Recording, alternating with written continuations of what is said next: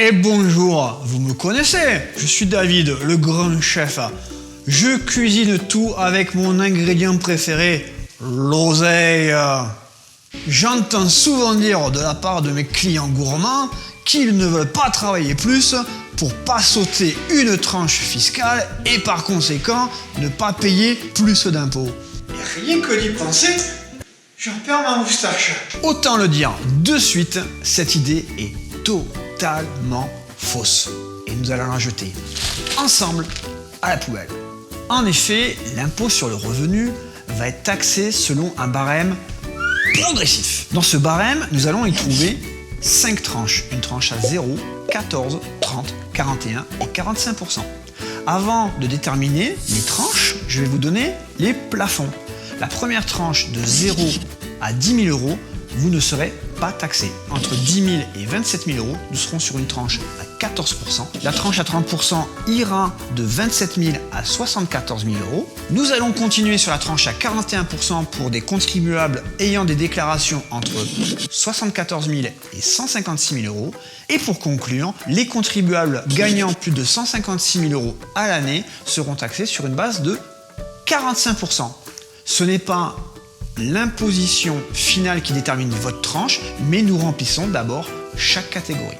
Par exemple, là où quelqu'un gagne 40 000 euros par an, il peut imaginer que sa fiscalité va être de 30% en globalité. Je vais vous démontrer que c'est faux. Revoyons la scène au ralenti.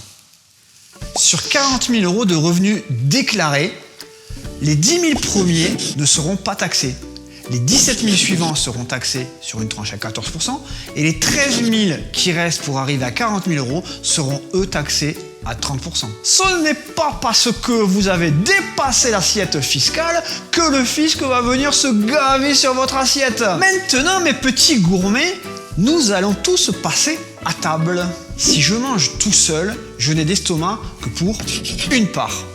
Le reste, l'État va me le compter à emporter. Si je suis marié ou pacsé, le gâteau va évoluer avec les ingrédients de ma compagne et les miens pour faire un gâteau fiscal plus important. Ce gâteau sera par conséquent à diviser en 2 parts fiscales.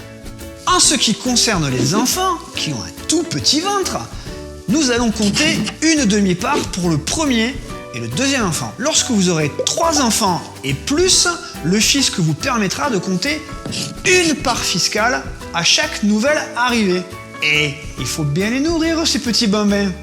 Avant de passer à l'addition et de savoir combien vous devez payer d'impôts, le fisc va calculer votre quotient familial, qui correspond tout simplement au revenu de l'ensemble de votre foyer, divisé par le nombre de parts que vous pouvez déclarer. Si on reprend l'exemple d'une personne gagnant 40 000 euros, sa fiscalité va être différente en fonction du fait qu'il soit célibataire, marié ou pacsé, qu'il ait 1, 2, 3, plusieurs enfants.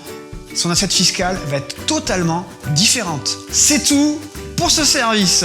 Pour votre gestion de patrimoine, faites-moi confiance. Je saurai cuisiner votre feuille d'impôt avec un petit grain d'Urusel. À très bientôt.